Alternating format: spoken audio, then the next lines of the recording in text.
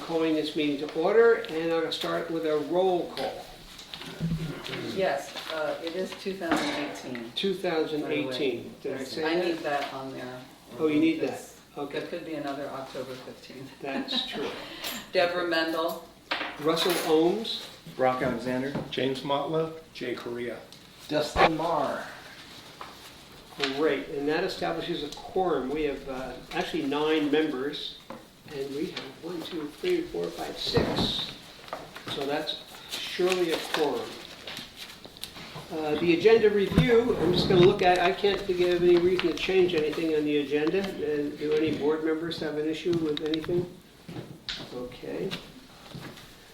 So we're going to start with the approval of the minutes. Have you looked through your packet and found the minutes? If you were here, have you read them? Is it accurate? Just the August 6th is double-sided, so you don't miss that. Okay. And September was a special, brief board meeting that we only addressed a right of first refusal issue on September 12th.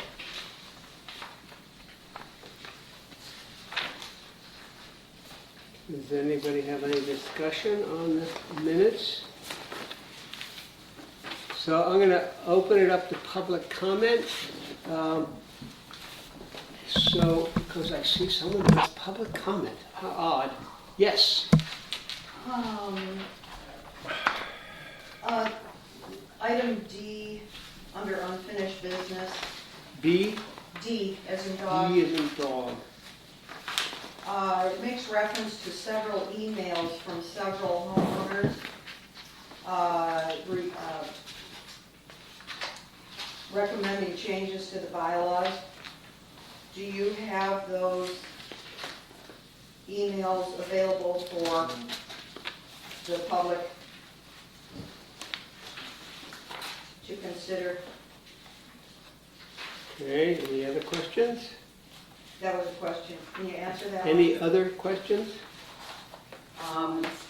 Yes. Comments, Do you just have comments. No, this is really a question. I'm Okay. asking the board, since you don't answer any of my public record requests, I'm hoping that you'll at least answer a few questions. Okay, are there any other questions? Yes, I have other questions. Okay, what are they? Article 6, how does it apply to your agenda item? Article Number, 6? Where are you? talking about the bylaws. Oh, same place? Article number Okay. 6, and how will you apply it to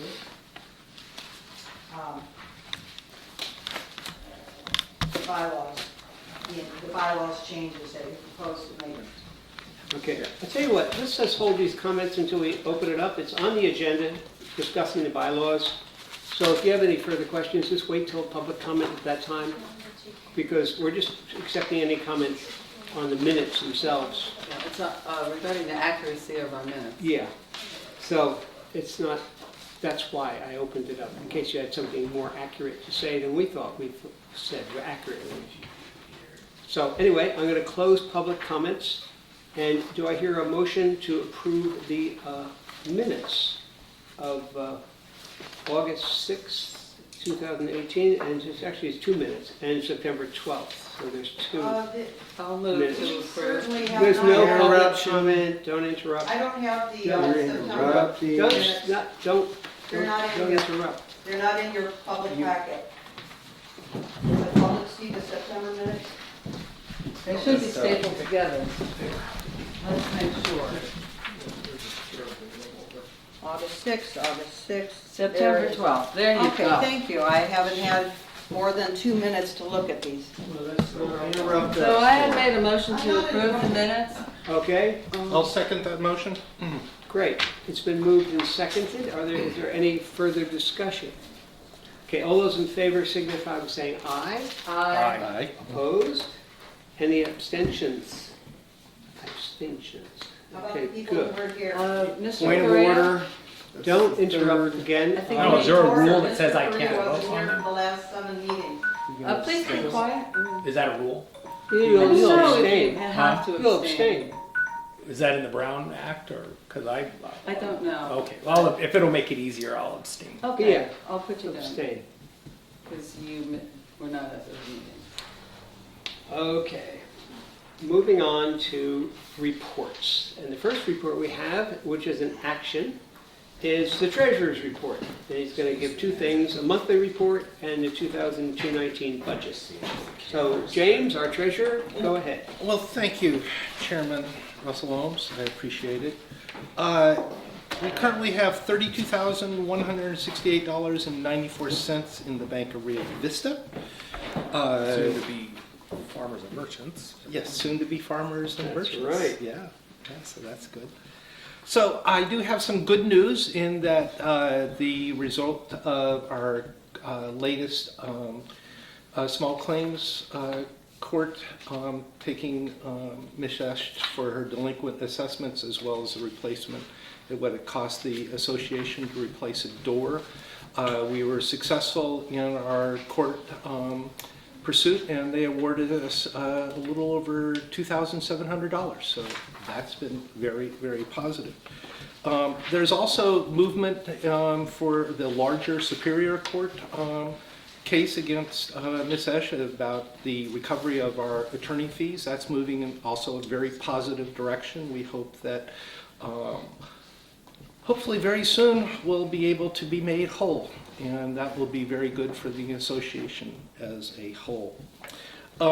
We do have, in a sense, some, I don't know if it's necessarily negative news, but it's troublesome as the treasurer, in that if you'll go through, and this is going to, maybe I should wait until I put this Yeah, wait into on my that. monthly report. Yeah. So that I'll weave into my monthly report. But I mean the 2019 budget. So that's a conclusion on the for my monthly report. I just also would like to add that we are still, we're still taking a loss on the Adams building estate, but hopefully at some point, once we can free up some money, we'll be able to pursue that and recoup that money.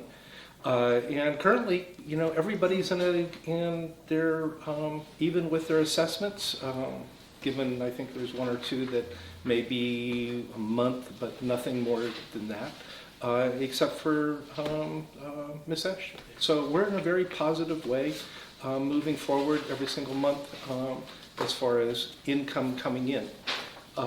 So if I'll take any questions from the board at this point. Anybody? All right. So are we including the whole report Well, I'm just, with the budget, or are we going to? how would you like me to do that, Chairman? Would you like me to now, Well, let's end it with the monthly report, then we'll go on to the budget, because it's separate. Okay. So I'm going to just open it up for comment, public comment on the monthly report. Ms. Esch? Thank you, Mr. Motlow, for once again slandering my name all over the place. I really don't appreciate that. I really don't appreciate that. If you're going to discuss legal matters, I would think that you would have a closed session posted notice, which this board has not had. I hope you get a picture of Mr. Korea's smirk.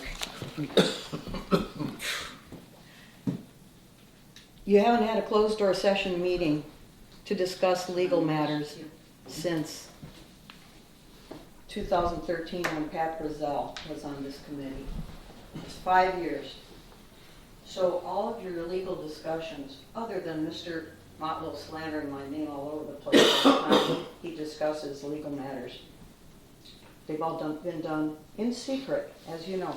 Mr. Motlow, I'd like to know on your budget report, please explain minus $117,000 that you put our treasury fund into.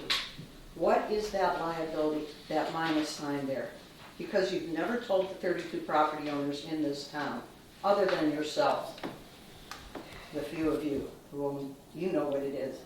I know what it is. But no one else knows what it is because you have never told them. None of you have. It's a big secret, isn't it? And this is a public entity created by Sacramento County Board of Supervisors.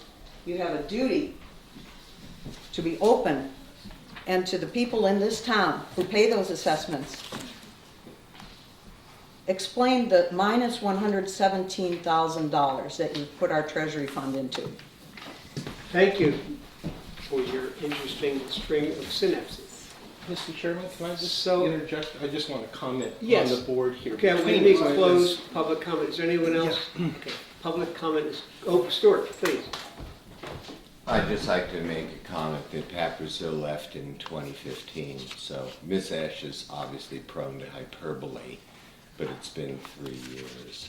So just want to straighten that out. Well, thank you. I'll focus towards the camera next time, Gene. So, Okay, Mr. James. Chairman, I just Yeah. want to kind of fluff this out a little bit in that when I'm just simply reporting back to not only the board, but to the membership at large, and this is a very public meeting. Sure. And what happens in either court, once a decision has been made, that is public record. So I'm simply stating what's in the public record of what has happened. This is public knowledge. Anybody can access it as far as the conclusion of certain court awardments to us.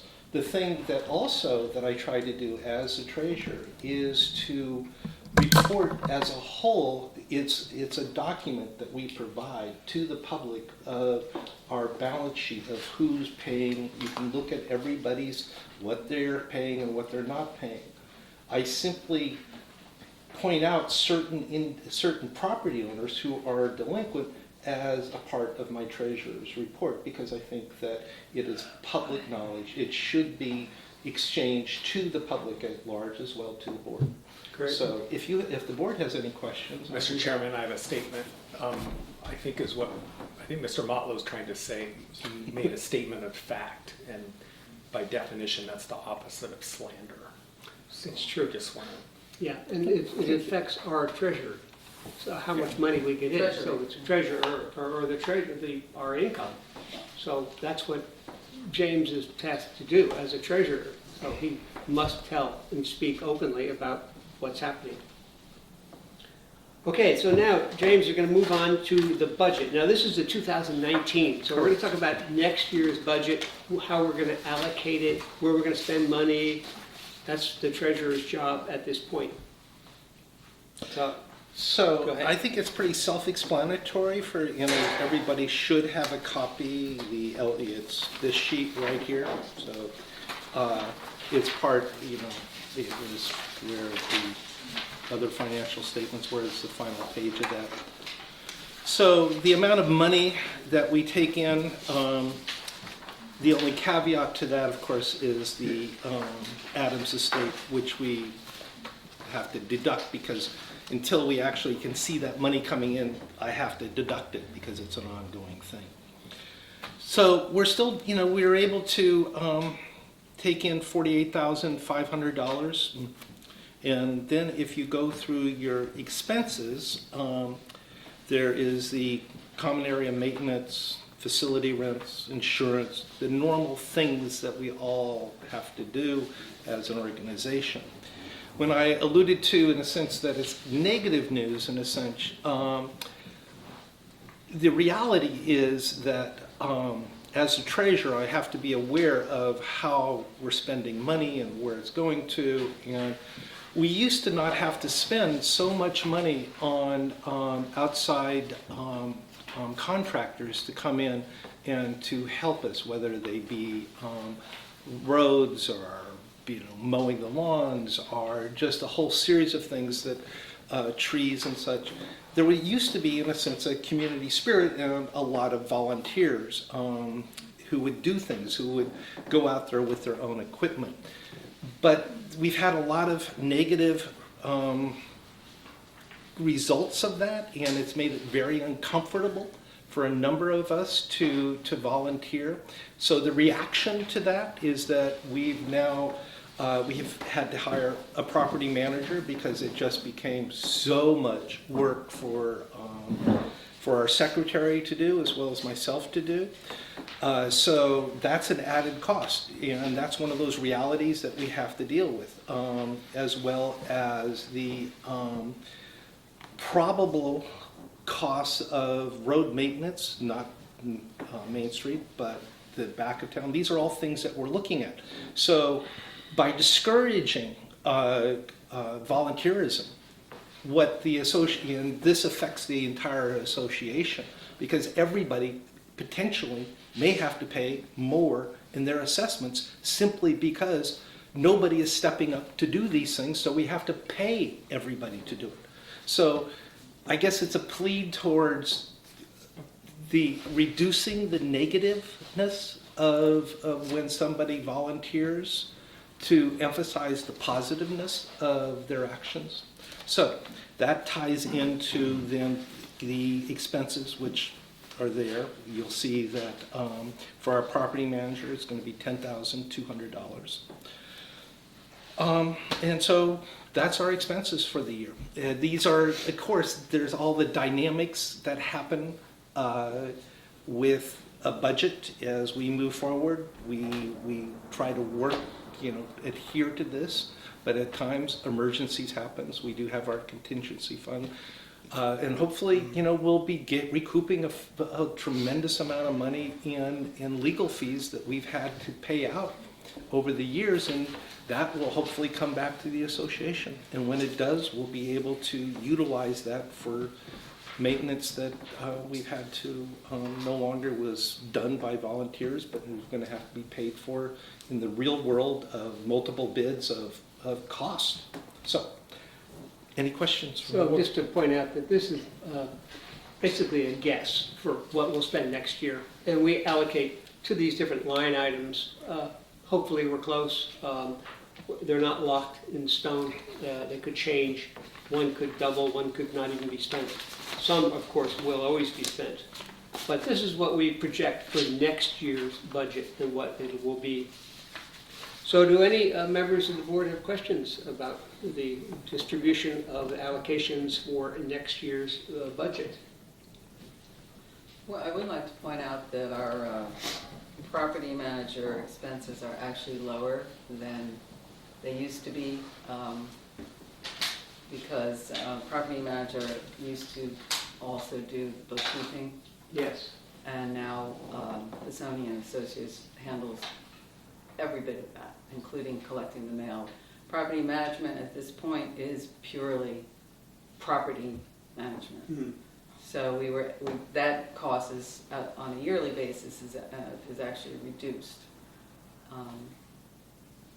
To give you some historical perspective, the first year property manager was paid $50,000 when the SHRA ran the town. And then the next year we paid $25,000 for many years to a property manager.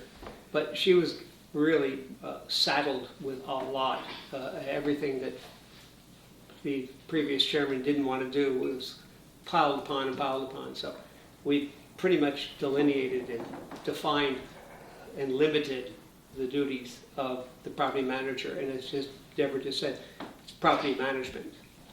So I'm going to open it up now for public comment. Anybody have public comment on our projected budget for next year? Martha?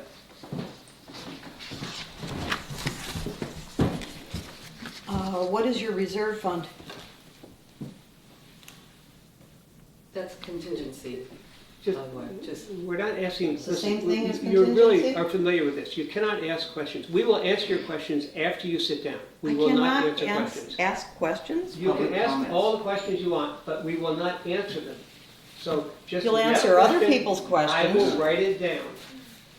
No, you guys have never answered any of my That's questions. because it's public comments, it's not public questions. I've put It's in the public format. record requests Right now, too. you're asking questions and then you play the game that we're not answering you. It's a game. It's public comments, we're not here to answer. We're here to listen to you about the item on the agenda. When do you plan to distribute the proposed budget to the 32 property owners in the town? I'll write that down. As soon as you sit down, we will discuss it. Anything else? Yes. Does the new property manager sell cutting boards online that you make, Mr. Ooms? All right, anybody else would like to speak? Okay. I would. Oh, yes, sure. I wanted to thank the volunteers for all the years of work you guys put in.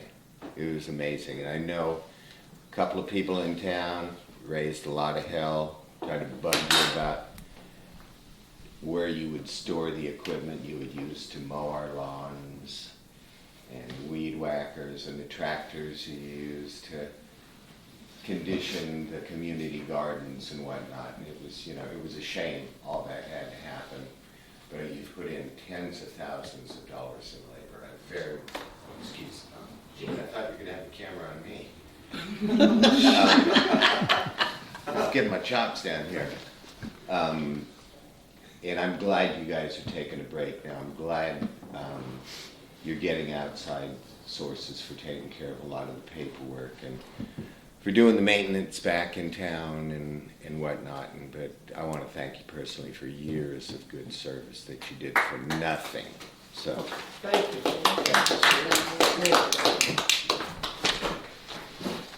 All right, anybody else? Public comments? All right, I'm going to close public comments. And would anybody like to answer? James, did you just Look up. pardon? What am I looking up at? Oh, Brock, sorry.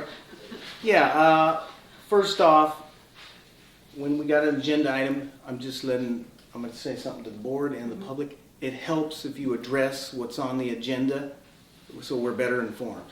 We're not here to answer anything that's beyond the agenda. And the same to the board, I'm sure we're all aware of this.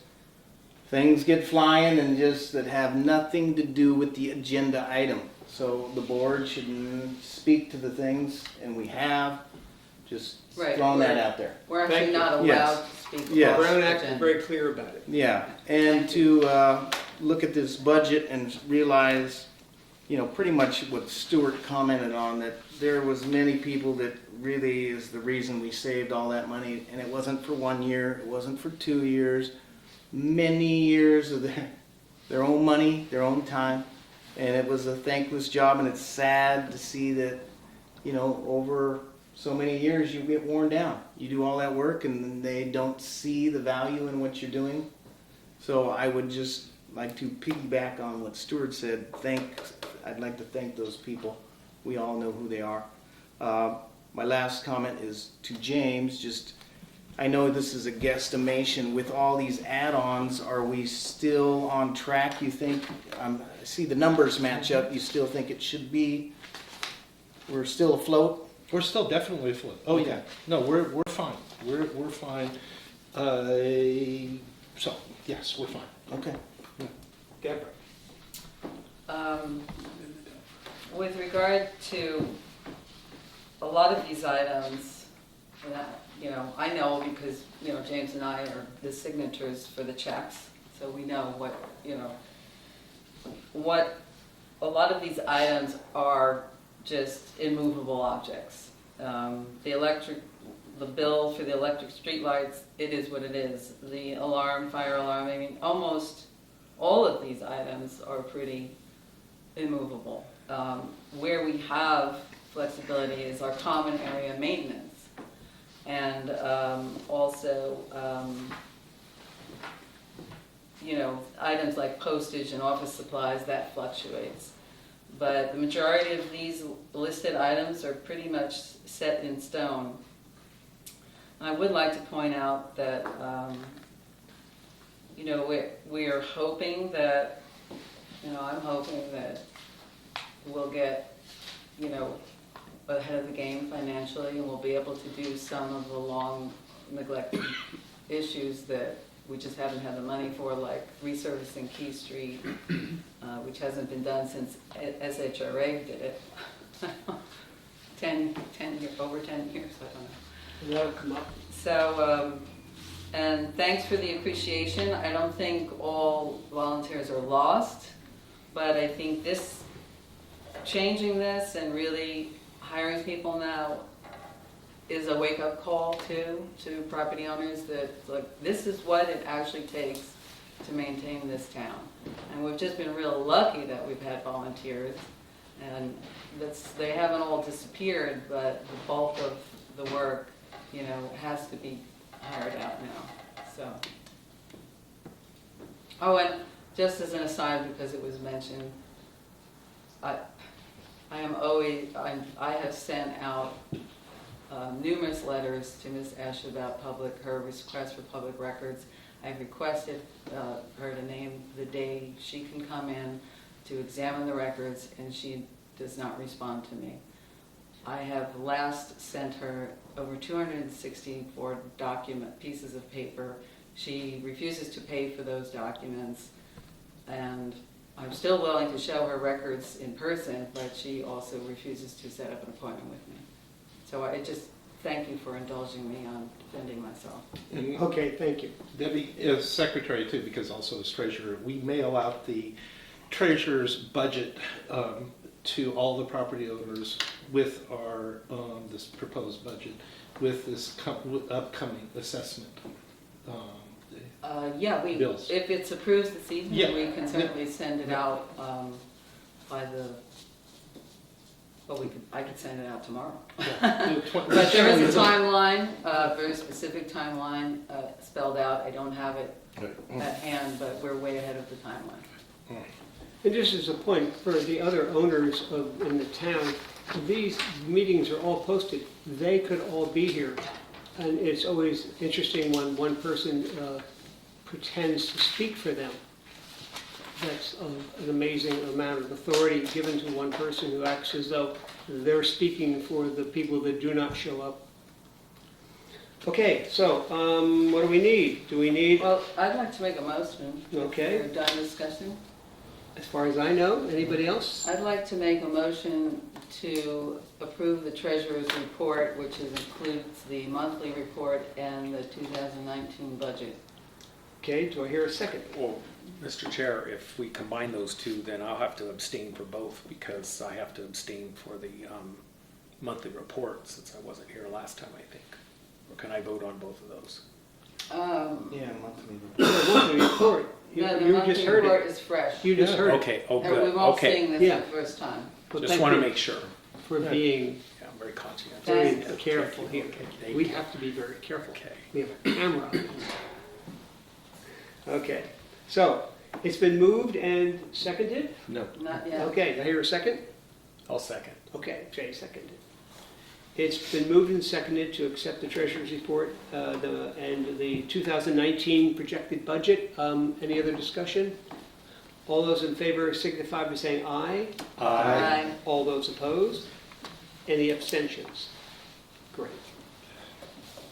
Moving on to unfinished business. This is from the last meeting brought forward. So this is going to be an action item. And we're still in discussion, and we've been doing this for a while. We're amending the L.M.A. bylaws. And just to give you a little outline, these bylaws, these have not been amended for 15 years. They were written by the county 15 years ago, and it's common for clubs, groups. I'm in Rotary. They change their bylaws, periodically. It's a fluctuating thing. So what we did was set up an ad hoc committee to update it and make recommendations, and it was both Brock and James who did the outreach, and they're going to give us a report on the amending of the bylaws, and then we're going to vote on it. So go ahead, James. Okay. Well, I want to thank Brock Alexander as my co-chairman of that. We spent a fair amount of time outreaching to the public. We reached out repeatedly. We had month meetings. We had a meeting that was helped with a facilitator. We took comments. We said if you had anything, please send it to us if you didn't hear at the meeting. So as well as the emails, so we took all of that and Then at this last meeting, the meeting before, as in the minutes note that we presented kind of our findings of what we found from that outreach to the public and to the board. From that, we've then concised it down to essentially these changes that you'll see in your packet. The changes to the bylaws are highlighted in red, and where we've crossed out things, you'll see a line that strikes that out. So the first one that we did was Article 4, Section 2, and it has to do with a change in how many directors that we have. We are recommending that we reduce this now to 9 directors, so that we have the 3 from the first 3 would be the Chinese organization, the historical preservation, and then the member at large. And then we have the other 6 directors, the property owners. So that's essentially, we've just reduced it down from what we've had before to a more manageable group. So that's our recommendation there. Then on the following that page, it lists how those are going to be. So, you know, the first striking out you'll see is there shall be 4 directors, but so forth. But that's all very self-explanatory, coming down. And then proceeding on to Section 8, where it's just a change to in manner of acting for articles related to assessments. Action by the Board of Directors shall be by a minimum of 6 directors. Directors are 2/3 of the meeting. So that's explanatory there. Then we did I'm not exactly sure, it's Section 11. Section 8, you changed, there's a change. Yeah, so thank you. That's the one who just, manner of action who just. Okay. Yeah. And then where we wanted to take out the section of the list of the It's still section 15, James, or cross out there? yeah, I don't, well, it's action, I don't have the, I think it's under Article 4, I have Section 11. List of any individuals that would like notice of available properties, such as, you know, kind of like the rich focus. We've crossed out all of that. Essentially, the ascendants and descendants list. That was, it was so problematic. The postcards. The postcards and Okay. such, yeah, we've crossed that out. And those are our proposed changes. I mean, it's relatively simple. There was a lot of things that we got from the public about essentially not the bylaws, but the CC&Rs, which are completely different. We're only dealing with this. So the broad thrust of this is to take us away from the county's control, essentially by not having their representative here, and then to have the ascendants and descendants list no longer part of what we have to do. Board members, any questions for James and Brock? I'll just add to it that, yes, James did most of the work here. So, and I just wanted to comment on the same thing that I was getting confused with, same thing that the public was, that we've had in many of those meetings, was issues that are the bylaws versus the CC&Rs. And 2/3 of the major issues that people were debating were actually the CC&Rs. Yeah. So there was a confusion there.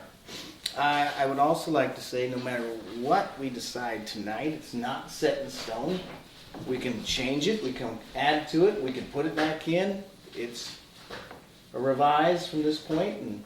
But if we do vote on these changes tonight, they will go forward to the Board of Supervisors at a meeting that the Board of Supervisors will set, and we will appear before the supervisors, right? But when he points out that it's not set in stone, it's, right now, we can't change our bylaws without the Board of Supervisors approving. Approving, right. So, With the changes we've made, as it's my understanding, we might learn differently when we present them to the Board of Supervisors, but it'll be my understanding that if there are further adjustments that the association wants to make, that's, as Brock said, it's not permanently in stone. It could be adjusted. I do want to point out, because James didn't go into depth explaining, we used to have, or we have currently, our board is supposed to have 3 representatives from a Chinese American association. And the fact has been now for years that only one association has come forward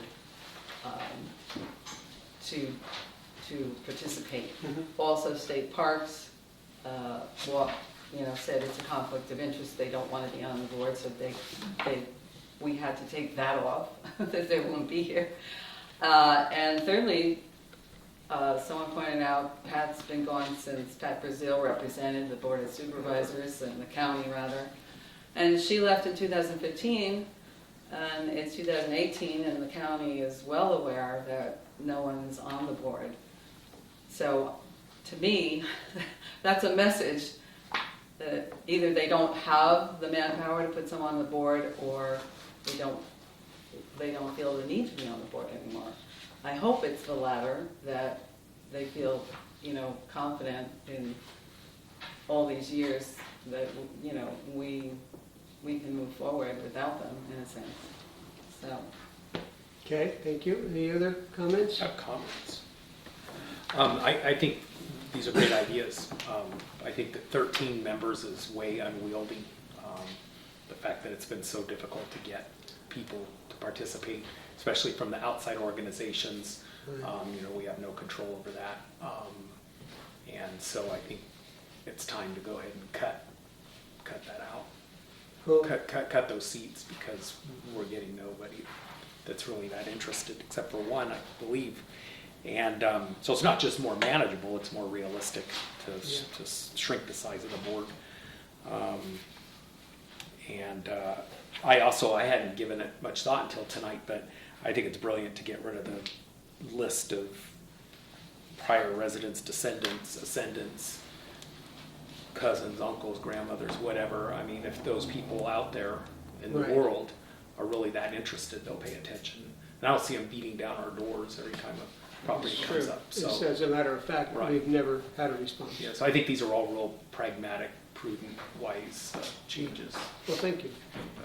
Thank you. On that thought, I'm glad you reminded me. I do want to point out that the foundation has, the foundation, and Stuart, the chairman, is here. He can speak to how they really do maintain a very thorough list of ascendants. And in fact, there's going to be a homecoming October 28th. So, they really are the keeper of that flame, so to speak. They've really been on top of that for historic reasons. And the other reason I feel is the postcard system is antiquated. Today, with everything is digital, I feel like if a former resident really wants to know, is something for sale on Locke, they can find out in a second, very quickly. Everything's online, and there is a possibility we might even be able to have, a Facebook page that posts, when a property's for sale. We could do something maybe electronically that would be accessible to everyone, but it's an antiquated system, and as our chairman pointed out, we really have never had an inquiry, and it's a lot of stamps. And there's a lot of confusion between that and the board's first right of refusal, which has really caused problems. Now, it will be still in our CC&Rs, mention of the prior residence list. So we shall, I believe, what we should do is maintain what we have for now until we feel a need to address where it is mentioned in the CC&Rs, which we can make changes to the CC&Rs ourselves anytime. Yeah. As far as I know. So I do have a question. Does the county have any inkling at all that we're Has there been some discussion? Oh, with the yes. county? Oh, They- good, okay. They work Do with they us. they- We're okay. working with county So they seem to be council. supportive also. We're working yeah. closely with. Susan with the Peters county. isn't gonna go crazy over this or No. anything. I worry No. about her sometimes. Yes. Yeah, okay, that's good. I'd also like to point out, historically, 15 years ago, when the county gave us this 13-member board, there was so much anger in the town because we were pretty much, I won't say outnumbered, but it was 6 people outside of town, and they were all, these outsiders are coming down and ruin us. So they would be, these outsiders, I think half of them are dead, but anyway, if they were still alive, they'd be very happy with these changes of reducing it to 9, because it gives the 6 property owners the power to make decisions for our own town with input from outside of town, which is great, with only 3, and 1 is a member at large that we choose, so there's only 2 people coming from outside that'll weigh in our decisions. So it really gives the responsibility of the town back to the town people. Mr. Chairman. Okay, I'm gonna, what's that? And not to beat a dead horse, but I researched, when I was considering my personal opinion as a property owner, and even 9 is a large board, It's true. and especially for a community this small. 5 is a pretty standard. Walnut Grove Homeowners Association has 5 total. So even 9 is a fairly large board that I think we'll be able to get quorums often enough with 9, hopefully. Okay, thank you. So now I'm gonna open it up to public comment. Does anybody have any comments or suggestion? Point of Yes. order, doesn't that come after motion? I've heard both ways. We can either have a motion on the floor or wait until public comment's made. I think I was it's- just thinking to clarify that the public comment would be on the motion, but Yeah, well, we know what the motion, what we're doing, it's pretty clear. The beauty of it is if someone has a great comment, it might be, oh my God, we didn't think of it, and then we can change what we were doing. Who We could knows? still change our motion. Yeah, well, that's true, but we have to go reverse it. Well, okay, well, I can do it either way. I've done it All right, either way. just- So it's just a procedure, thank you. Any other public comment? Yes. 8 is an even number. So if you're proposing 8 directors, you're gonna have, if you have 4 people voting one way, 4 people voting the other way. That's why the original one was set up with an odd number, I believe. The property owners are being taken out of any power by these changes that you've made. The property owners, the assessed people in the town will have no rights to anything. It's just gonna be the self-elected lot of you who year after year deny other people from challenging your board seats. And you're all financially tied together, personally tied together. Yeah, that's funny, Mr. Correa. Any other comments about if you the take- changes on the bylaws? That's what Yes, you're I've got saying. a lot of comments The on it. changes.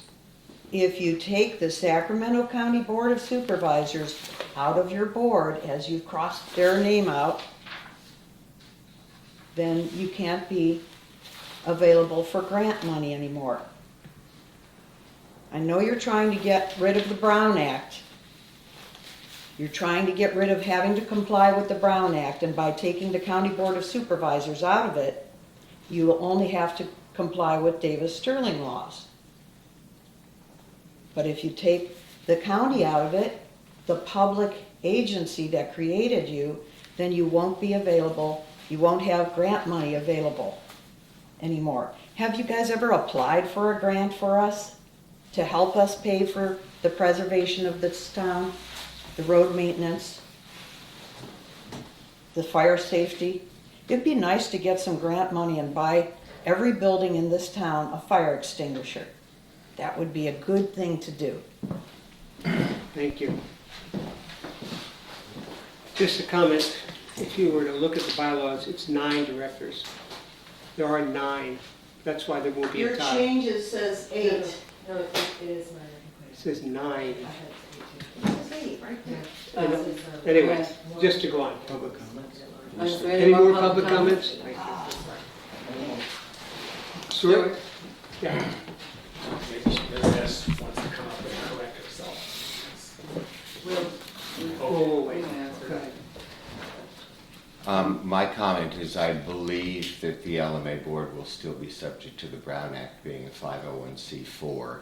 So what Ms. Esch was just saying, and she knows this is not true, that by eliminating the county seat that the county doesn't want to sit in is not going to affect you working under the Brown Act. I think you're all aware of that, but for the sake of the camera, I'd like to point that out. I'd also like to say I think it's nice that you're getting more economical with the board. 13-member board for a town of 65 people is a little overkill. And to also weight it towards the property owners that are in town is a good idea too. So, and I look forward to representing the Locke Foundation going before the Board of Supervisors in tandem with you guys when we both, having had submitted our bylaws, our revised bylaws for approval. So, thank you for doing all this work. Thank you.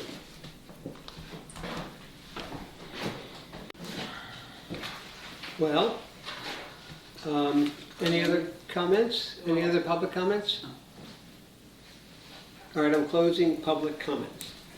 Any other board member comments? Well, I have a comment. There's still 6 property owners represented, or they're elected by the other property owners. Also, as Stuart pointed out, someone pointed out, there is 9-member board, and we will follow the Brown Act, and we will always be, we're part of Sacramento County, so we will have to follow, all Sacramento County ordinances and rules. And plus, we're following the Brown Act because we were created by a governing body of the state of California, the Board of Supervisors. And we will forever be subject, as far as I understand it, to the Brown Act because of that. And that is why we are subject to it. Yes. And Mr. Chairman, I'd also like to add a comment. We are not self-elected. We go through a process that's documented. We follow. If anybody wants to run for a board seat, if they're in good standing and they're a property owner, then they get nominated and they accept their nomination, they can run to be here on the board. Us who are on the board, as we've said many times, please, if you get involved, and if you want to make changes, if you want to get involved, get elected. The first step to being that, though, is you have to pay your assessments in order to be able to be nominated for the board. Simple. So. And I'd like to say, having worked with the Brown Act for years, and when I was previous chairman, we had someone every meeting explain the Brown Act to us. It's really wonderful. It works for us almost as much as it does for the public because it gives us an organizational way of working to make it more open. So I love the Brown Act, retrospectively. I'll Yeah. pass.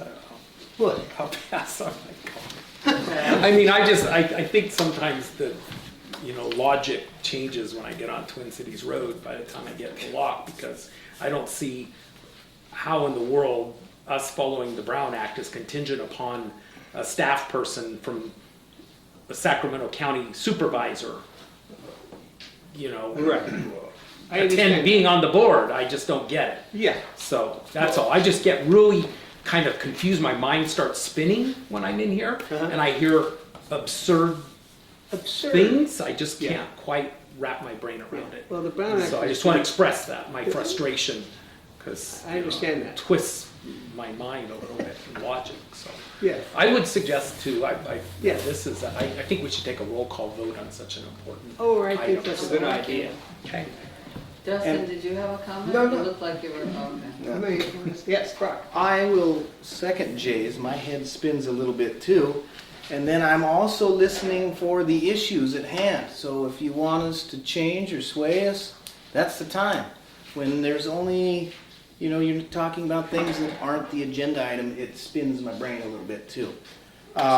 With that being said, before the vote is, I've heard concerns from other people outside. Is there, just playing a second of devil's advocate, is there any reason to keep any one of these seats? Is there any, just waiting in the wings? I agree with the idea that we reduce it. I'm just saying a moment of pause. There was a concern that maybe, maybe it's good to have the county in the wings when we need them. But I know they don't want the seat, and I agree with Right. it. I'm just posing it to anyone else, another You mind could to reinstate say, it. I think just yeah, change them. when you Well, need it. That's true. Also, don't forget, there is a member at large seat. That's a wild card. So that can always, if in the future the board finds that, I don't know, we feel like we need someone from the county to be on our board, we could certainly make that the member at large seat. The member at large could be filled by that person. So that's kind of like Yeah. the open options that's always there. And from my point of view, the county's been quite clear to not appoint someone. I mean, they've been asked directly, they've been requested, they've been demanded.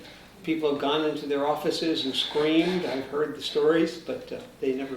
Well, and when Jay was chairman, I believe you sent a letter to the county, asking, so. I think it's one of those things where there happened to be a long-time employee and highly respected chief of staff to a Right. member of the board who was personally interested. And In so, Locke. yeah, Yeah. which is a real loss not to have that any longer. All right, I'm going to entertain a motion. Who's going to make the motion? I'll make the motion. Oh, wonderful. Do We I have have to a say what the I'll second it. second? So, Well, let's say what the Yeah. motion Yeah, is, we probably please. should. And so I spoke, where can I,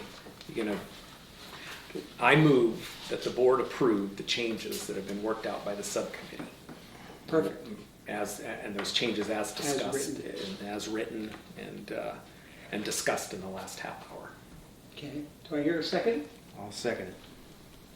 Okay, if there's no further discussion, all those in favor of, Let's do a.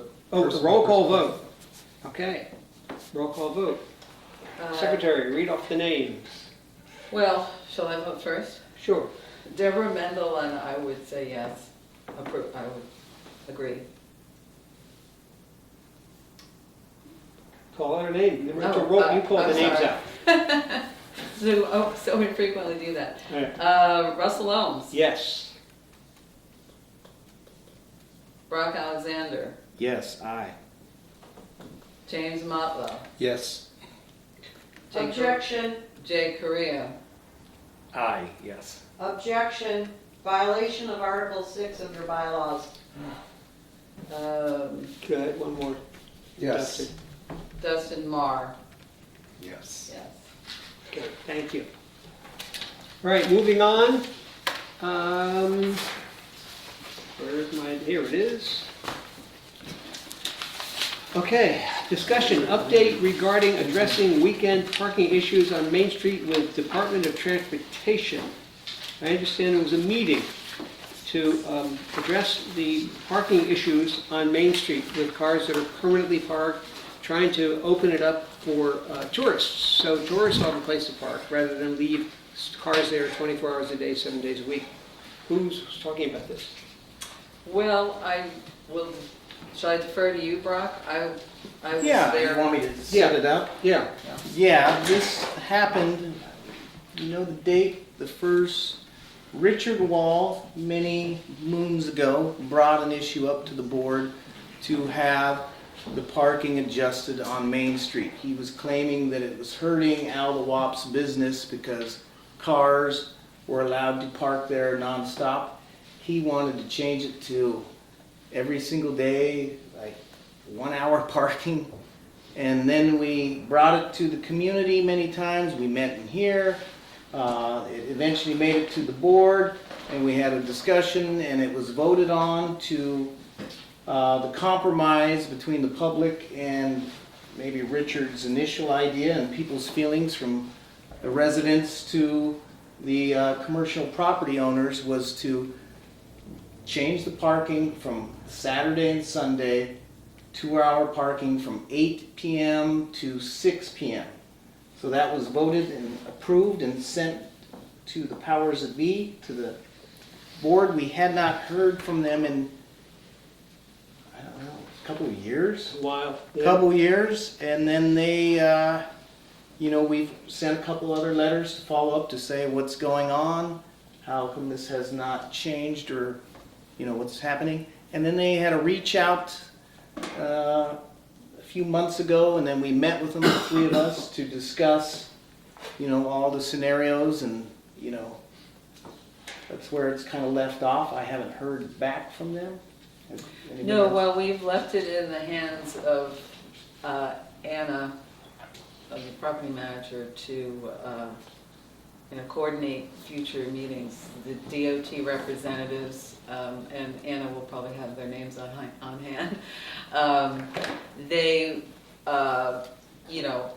talked with the two of us, the two board members, to go over, what we felt the town's needs were and answer their questions and concerns about, well, what parking is available for residents, if it's mostly residents that just leave their cars all the time on Main Street, and just an overall picture. And so they needed to know, more details about our other available parking areas, and what they're concerned with is they want to have a community-wide public meeting that they will run to outreach to the town and the public at large to discuss, what options there are and, how the public feels about it. So that's, the next meeting is in their court. And to give us options, and this is, DOT's involved because Main Street is county road. County road. So we can ask for what we would like, and that, as you said, has been discussed in previous board meetings, and we came to some decisions about what might be best for the commercial property owners on the weekends that would help promote business. But it's a county road, so if Anna might have some follow-up. I know she has parking in her manager's report, but I don't know if she wants to add to this now, or that's Happy where- to, or I can, Yeah, no, we're still just discussing the weekend parking. You can talk later about it, but Yeah. do the board members have anything to say before I open it up for public comment about what's going on in this discussion and where we're heading, what we're trying to do? Anybody have any questions? There's this problem still. Still, oh yeah, persists. there's still There's 3 or one 4 cars. Oh, 3 or 4. I thought Yeah. there was one in particular. No. 3 or 4 cars 3 or just 4. stay parked there all the time. Yeah, pretty much.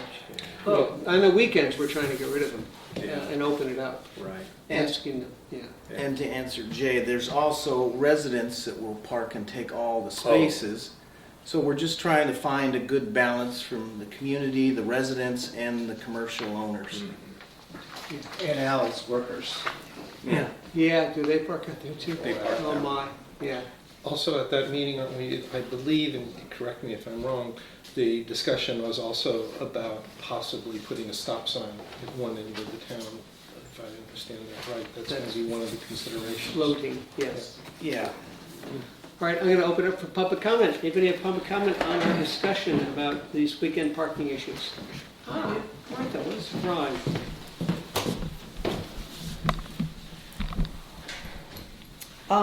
When was this DOT meeting that y'all had?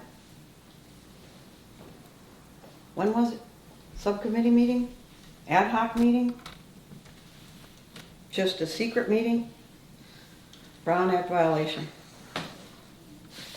The public has the right to be involved in this town. informed in this town. It's a Brown Act violation. If you guys go and have meetings and discussions and about stop signs, putting a stop sign in our town, or changing the parking laws in our town. I love the way you look at me, Mr. Correa. Oh, I wish Mr. Beely had 2 cameras. You should buy him one. I really, Is that the end of your comments? Thank you. no, it's not.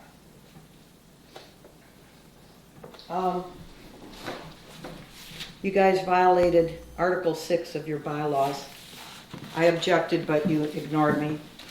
You can't take a vote.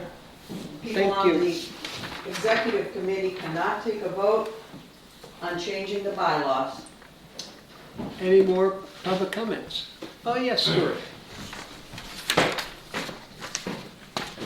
Just in reference to what Ms. Esch was saying, inferring secret meetings and whatnot, I think you're all aware, as Martha Esch is, that we had a public meeting at the Jean Harvey School, and one of the prominent speakers there, and a person who gave ample time for the public to discuss the issue of parking, was a representative from the Department of Transportation, who informed us on not only this issue of parking, but liability and walkways, etc., and encouraged the town of Locke, specifically those who represent the town of Locke, being the board, to proceed with the issues of, like what James mentioned, potential stop sign, parking on Main Street, in addition to things like liability on sidewalks and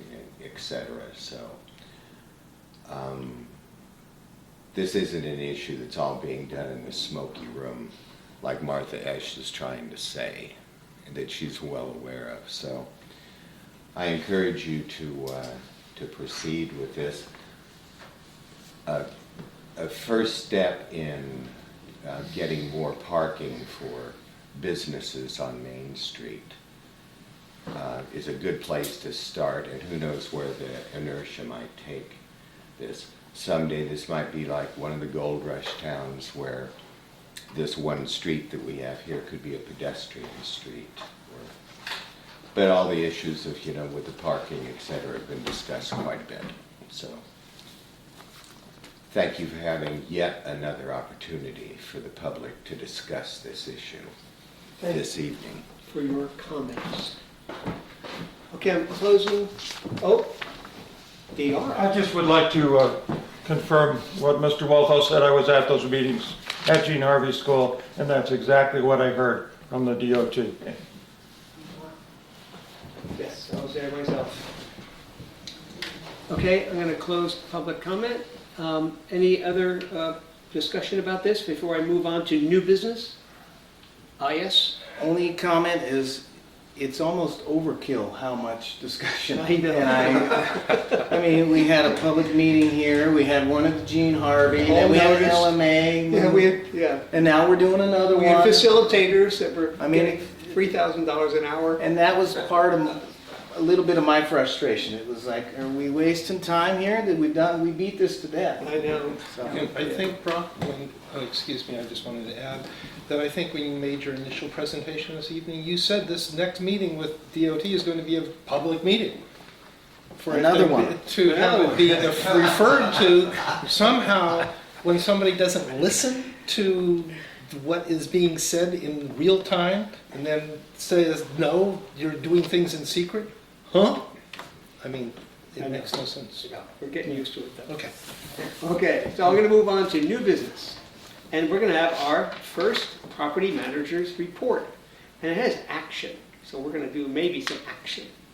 So action may be taken by the board as a result of the manager's report and recommendations on matters pertaining to common ground. So now this is Anna, our new property manager. Who, Anna, would you like to write this out? You know, we can take a look and See how it works. see I have once to we move get over live here. here. Just as a note, I've been planning this for 4 years. I bought this projector. This is what I wanted to do, so everyone who comes to the meeting can see firsthand what we're all looking at together. So we don't have to, at other meetings I was at, someone would be talking about a certain area in town. They go, is that the east or west? So this is you can see where it is. Well, not yet. Anna Pavao Zinn. You go by all three names? I do. Okay. It's Pavao. And I'm saying them Unfortunately. correctly? You are. Pavao. Pavao. It should be Pavao, Right, It's- about right. Pavao? If we were in Portugal, it would be. Portugal. Oh. Yeah, Means peacock. but I don't answer. The first thing you told me. So my name is Anna Pavao Zinn. I'm the property manager now for Locke, and I know some of you from teaching yoga at the Pump House. I know some of you from these places, organizations I've been affiliated with in the past, the local libraries. Some of you from the like pop-up shop I had in Walnut Grove, but some of you I'm just getting to know. So please be patient with me if I don't know all of you personally yet. I've been in the property manager role since August and have been retained for 40 hours of work a month as a contractor of and a liaison to the L.M.A. as well as the public. And I've been already working to address multiple and myriad safety and maintenance concerns, most notably those identified in a town walkthrough with the Walnut Grove Fire Department. So in addition to fire safety and emergency services concerns, I've been continuing the work on the green space next to the community garden.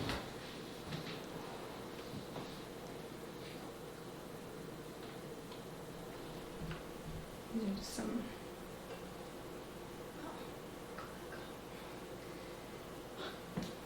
meeting with the county regarding parking on Main Street, which we just touched on, addressing complaints, concerns, and working on improving communication between the association and residents and property owners, and to clarify the responsibilities of individual property owners and the association so that we can get the most economies of scale on shared initiatives and our resources.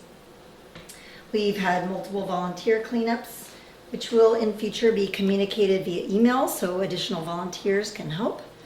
And I've been working with Locke subcontractors to ensure consistent maintenance and cleanup is taking place. So as the slide says, my goals are improving safety, communication, and quality of life in Locke, and to support and follow through on all identified standards so that the common ground areas of Locke are welcoming and safe. So as the agenda mentions, there are 5 primary subjects that I'd like to report on this evening. The first being common ground.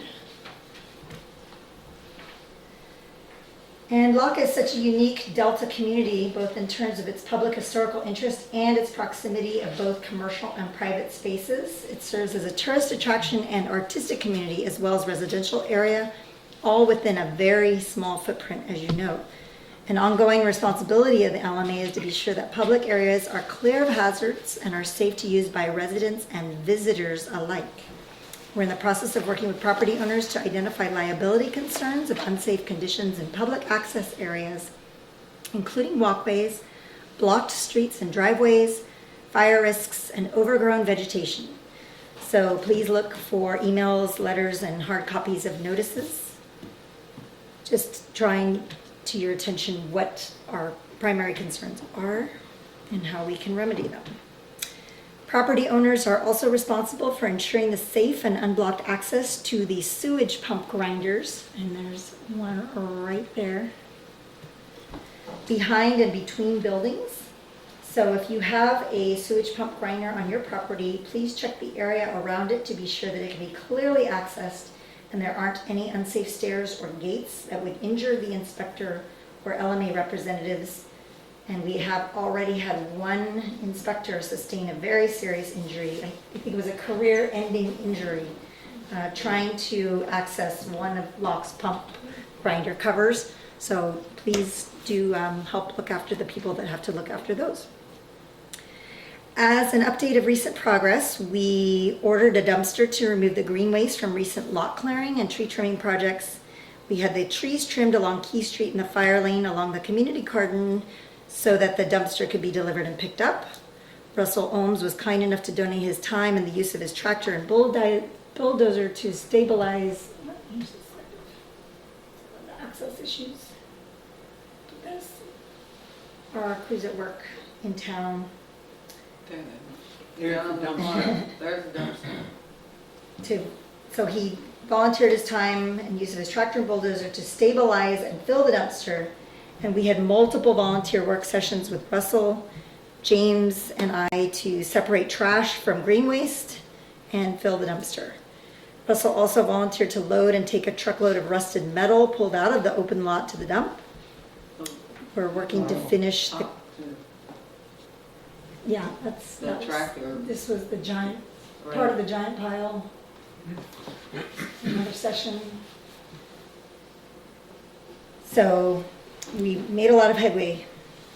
We're working to finish the clearing of the open lot next to the community garden, which is, we'll come back to that one, we'll spend more time on that too.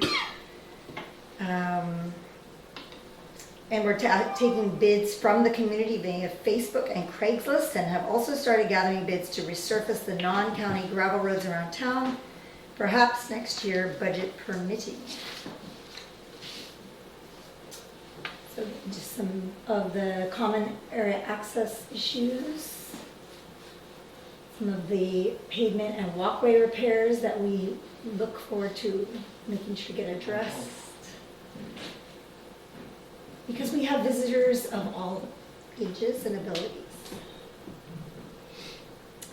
So the garden lot clearing project, a lot of the bamboo was cut back previously, but now it is coming up again. And so we're actually in the process today of finalizing the bid period so that we can have them all dug up really from below, because that's the only sure way to eradicate the bamboo tubers.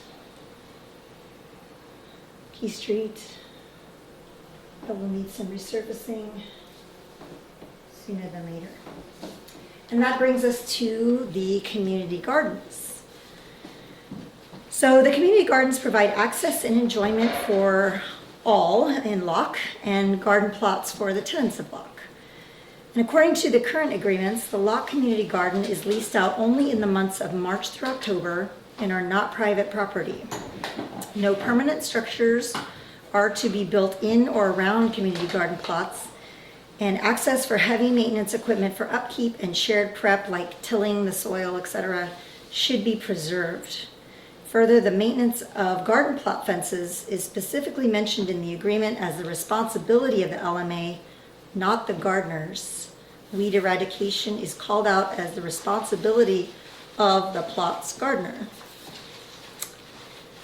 So, in terms of current issues, as I mentioned, we are continuing work on the clearing of the lot north of the community garden, this one, and obtaining routes for clearing with the heavy equipment, removing all the large debris, their carpets and an old refrigerator, and to dig up the bamboo.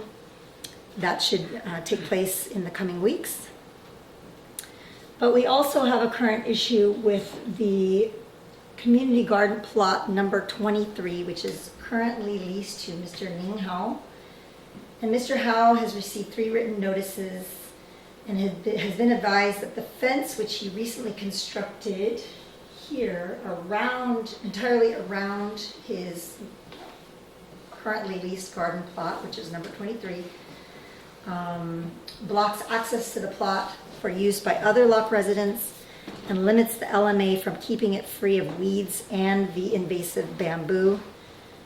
Additionally, the fence's irregular, jagged boundaries, though historic, and it was where some lightweight fencing already was in some parts, they don't conform to the perhaps correct and appropriate property lines. And that was also an issue with the fence that he previously constructed across from this fence on Key Street. So he's been asked to not build any additional fences or permanent structures on community land and not to block access to the land. He's also been advised that no electrical service has been approved on or along the fence line, and that And I also noticed there are some rose bushes being planted outside the fence line on both his home fence line on Key Street and the garden plot. So they should be within the property line so as not to become road obstructions. Mr. Howe was also advised that tree trimming of the mature trees on common ground. So these are a couple of examples. I had a before and this is an after. And that's the last one I had of the tree trimming, which was undertaken by him and some workers at his request, was thought to be a little extreme. And there was some concern by residents that it was inappropriate. So just a reminder that maintenance of the private roads and their access is the responsibility of the L.M.A. And Mr. Howe has also been asked to fill in the open compost pit that has been dug on garden plot number 23, which poses both a potential safety hazard and can attract vermin. So going forward, it's possible that the L.M.A. might want to add verbiage to the agreements that gardeners may not construct or move, remove, or alter any fence posts, fencing, or structures that are erected or owned by the L.M.A., and any structures that are installed will become the property of the L.M.A. And also add that open pits or large holes are not allowed in the community gardens. So that brings us to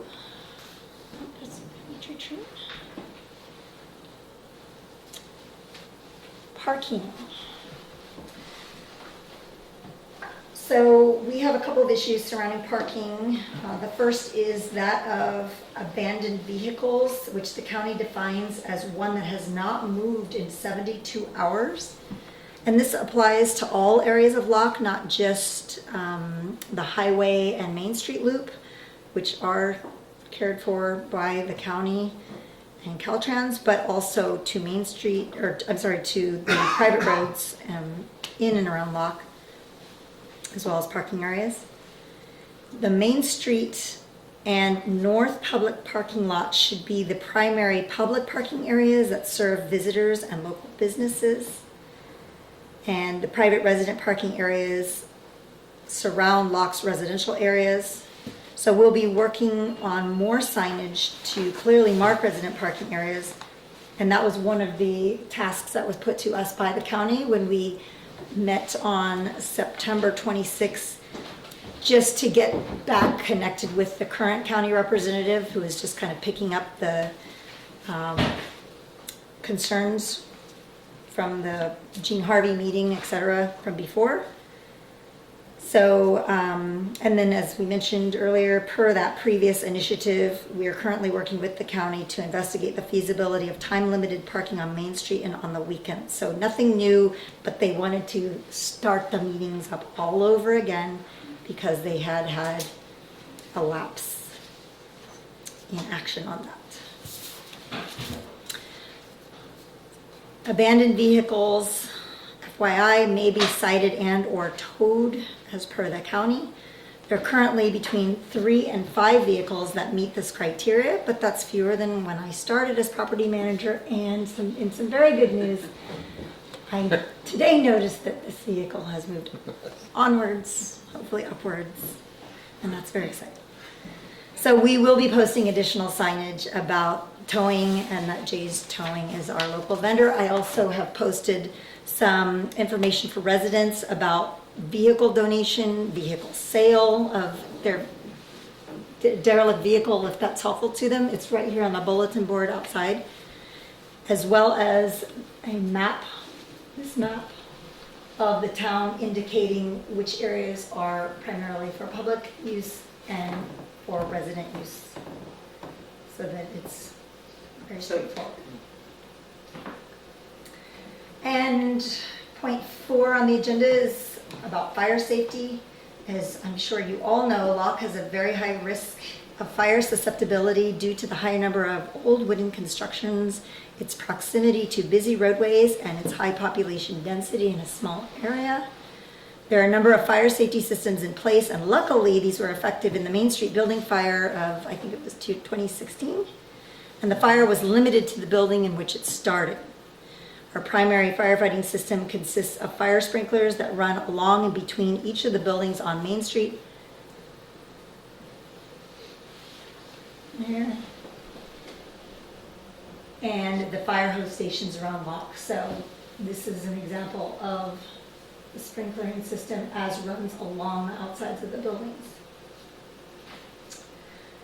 So it is vitally important that the system be clear of obstructions and be well maintained, or it cannot function properly. In the coming weeks, we'll be following up to ensure that each of the high priority items on the fire department's action list have been addressed. These include the identification and removal of vines and trees on and between buildings. This gives you a little taste of what that looks like. It very quickly turns to this and goes all the way up the sides of buildings. The removal of other obstacles in public areas, such as palm trees growing into Main Street, and also areas of clutter on Levy Road, Main Street, upper walkways on the highway side, and the non-moving vehicles around town. They have called out all of those as potential safety hazards.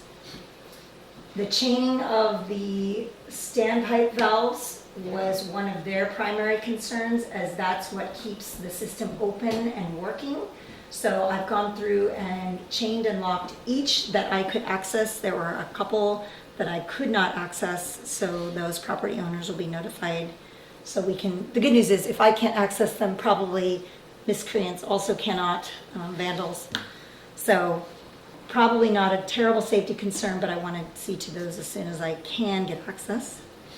We will also be purchasing some spare sprinkler valves, because the way that this system works is that as the heat from a fire starts warming this valve, a little glass nodule inside will pop open, and that's what releases the water. So once that has popped open, it's done. That valve now has to be replaced. So the fire department was wanting us to be proactive and have some spare valves on hand so that they can be replaced immediately, and we don't have any downtime of the system after an event. We will make sure to replace any fire hoses of concern in the hose stations around town that look like they have rotted or been used already. We'll be adding and moving fire lane signage in the alley between Main and Key Streets.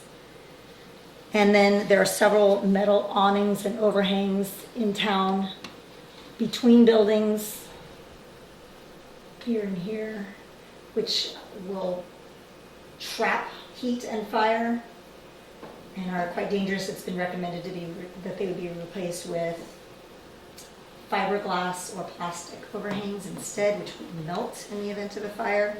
And then we also have a couple of other overhangs in town that they said were an accident waiting to happen, both in terms of fire risk and falling. So we are identifying these and letting property owners be advised of the suggested courses of action by the fire department. So the last item in my report is the election. You should all have already received by mail, hopefully, all of the property owners in town, these nomination forms. It's a two-sided form. The front side is the instruction page. There's no need to do anything with this side. The second side is your nomination form, essentially your preliminary ballot, if you will, for the nomination process. We just ask that you complete A. You can list up to 3 nominees, and section B with 3 nominees. The first one is for residential, the second for commercial nominees, and we ask that you return those by mail by November 1st. There's an envelope included for your reference, but please don't forget to add a stamp. And you can see me after the meeting for any clarification on individual issues about your properties or any concerns that you have. And you can email me with, for any assistance and any additional information, or to alert me to anything you want me to investigate that's of concern in town. And I have some contact cards with me tonight that are available for pickup. And I've also posted one in the bulletin board there if you need to reach me in any way. That is my report, but I'm happy to remain available. Wow. You know, Sorry. I have to very really, your level of professionalism Yes, is just, it's a delight to behold, and thank you very much. You are a treat. This is fabulous. And I'm sure you're going to elevate all of us with your input. This is great. Thank you for the opportunity. I'm a huge fan of Locke and the Delta. Us And, miscreants. Yes, any miscreants. There. So those are locked open, is that what the? Yes, yes, so the water can flow. If somebody knocks it shut, the system will not work properly. And at some point, somebody went around cutting the chains and the locks that were originally installed on there. There was a concerted effort to do so at one point, and I found a lot of them no longer chained. So now they're chained and the fire department can, but they can actually. They will, undo the they don't trip even off want if to they keep, they will just clip it Got if it, they need to. Got it. Yeah, so they'll just use bolt cutters, and then I will just replace it afterward. But it is worth noting that that was all done at the expense of the town, replacing all those locks and chains. The valves are chained in an open position. Correct. So any more, let's open public comment. Does anybody have questions for Anna? Yes, Stuart. So this is just a little thing. I've done my ballot and whatnot. I shouldn't just hand it to the secretary because somebody later will bring up the issue of postmark. I'd be happy to mail it. Please do Pay for a email it. stamp too. Actually, The secretary, traditionally, the property manager handled the balloting and so forth. I was only handling it while we were lacking a property manager. So I handed it back over to the property manager. And So she actually revised our form, which I think she made it make a lot more sense. Yeah. so one of my duties will be actually to function as the inspector of elections. So I will be the one collecting all the materials from the PO box, from the accountants, and tallying everything and making sure it's all on the up and up. And dates are important, you know, the cutoff Oh, dates are yeah, important. they are. So I do apologize for the expense of the stamp. And two, incidentally, I did post my job duties up there on the bulletin board as well, if anybody's curious, and it does list inspector of elections. It looks like there's a lot of I can't quite tell from here, it looks like there's a lot of names on there about the nominations and so forth. Yes. Is that people who put forth their names, who want to No, be? those are the property owners in town that are eligible for To be both nominated. categories, to be nominated, exactly. So Not this, necessarily the people that want to be nominated. correct, and there is Can definitely. residents of the town see this at least? No. Your owners. No, Can you but can see it? residents of the town at least see this list? It's posted on the bulletin board. Okay, great, thank you. Yes. Oh, that's a great idea. Who would have thought? Anna would have thought of it. I'm really very big on transparency. I think people can't participate positively in something that they don't know is going on. Thank you. And that may head off a lot of questions and concerns. Yes. Any more public comment? Yes. Yes. If you are drawing a salary from this board and the assessment payers, you cannot qualify as a valid inspector of elections under the Davis-Sterling Act. You haven't bothered reading it. I have read it, Okay, go ahead. but Can't be employed by the board. Mr. Pisoni wasn't valid either, and the board members cannot count their own ballots, just as Mr. Ooms did last March when he counted his own ballots, and then Mr. Motlow held up each secret ballot for the news camera to film. Can't do that. We The board members are not supposed to touch, tabulate, verify, anything, and neither are the managers nor the accountant who is paid by the board. Sorry, can't do it. Not I legally. will be sure that that's appropriate, certainly look into that if that's of a Well, concern. I The can board answer- needs I to can take an answer. action. I can answer it, Should because we- I just, wait, let's oh, pardon me. finish public comments. Yeah. Any more public comments? Or close public comments and bring it I back got to one board. We have, Oh, one more, Stuart. I feel this is more public if I'm up here. I think you guys have made a great choice with Anna. I haven't seen this kind of thoroughness ever with this town. You're just great.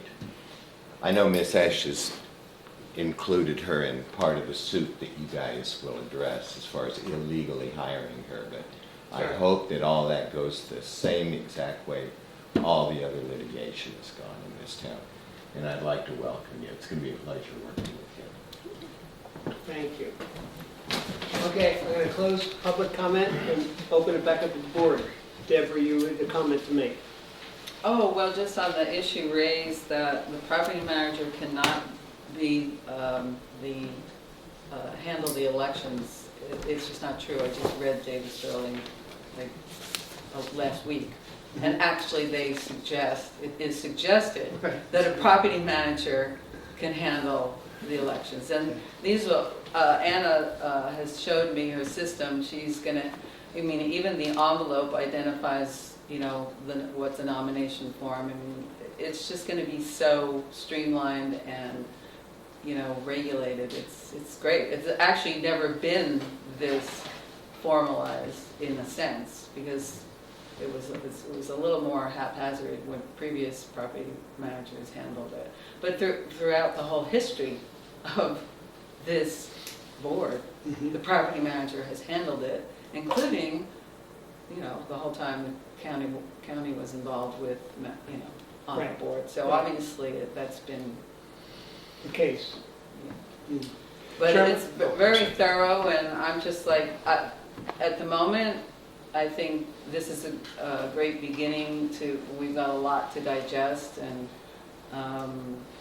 of course, board members, I would encourage board members to communicate with Anna, you know, over things that they might see, you know, individually. I mean, that's why she's here. I've been giving her as much instruction as I could come up with, given the fact that we didn't have like a transfer of one property owner, the property manager to another. I didn't find anything in the files. I didn't even find an outline of true property manager duties. So I think we've evolved to something that's really will work well. But you know, I'd encourage other directors when they think of things to contact her.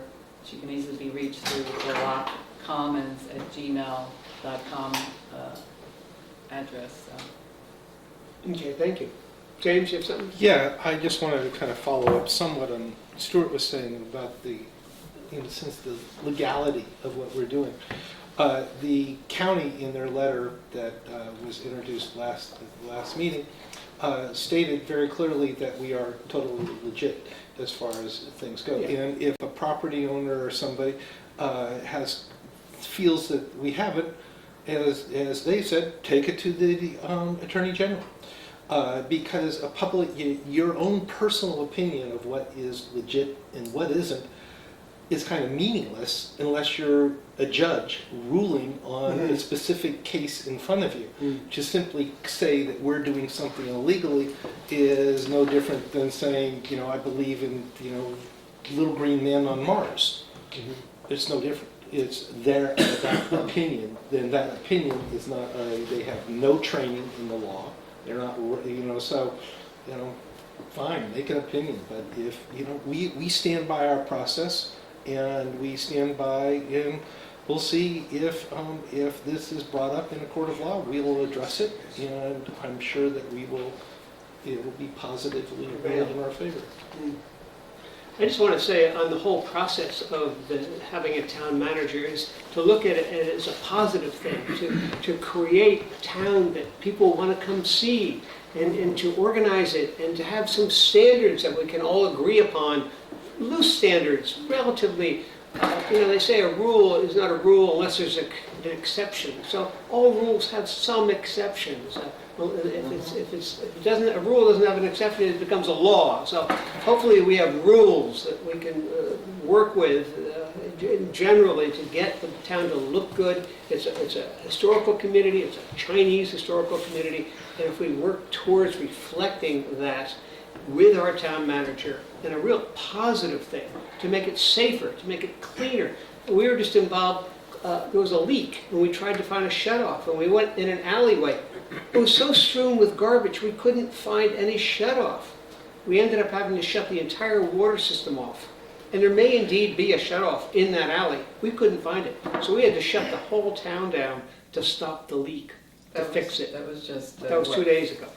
So, Weekend. so if Anna is able to get these alleys cleaned up and all the water shut-offs, the electrical, all cleaned up, the pump grinders cleared, the town will just function so much better. And I look forward to the positiveness of it, and not as a punitive thing, but as a positive, bringing us together to work towards a better town. My blurb, your blurb. Yes. Now, I am going to fire on you a little bit, but I think you're tough enough to handle it, and I actually think you're the right person for the job, too. I did receive, I saw that you talked about notices you dropped off to people, and I did receive those, and I'm going to give you my recommendation. Right now, it's a mess, and I'll give you my reasons why. What's in it? She's giving out, she mentioned in her presentation, she's giving out cards, flyers of people that need to clean things up, whatever the reason is. And I've received a few, and I want to go through them so they're better. May I stop you just for a moment and just ask you to stop? Can we all digest her report for a meeting, and then we'll, over the next month, have conversations about it? Yeah, but And then I would meet like, back here I would as like opposed to talk about exactly that. Right, for a you don't moment. want to let us all digest it and start over, or just want to? I would like to comment on a few things. Okay, go right ahead. Okay. First off, I like the idea of sending these out and letting people know, but the start of it, there's no procedure put in place. Nobody knows what this means. I know you're starting off, but there's no, I got a first warning, a second warning, a third warning. I don't know if they go to 50 warnings. I don't know what happens after the warnings. You're just gonna have to find out. Yeah, I don't. You're our test case. It's exciting, but there's no, there's a moment to educate the public and everybody that gets these.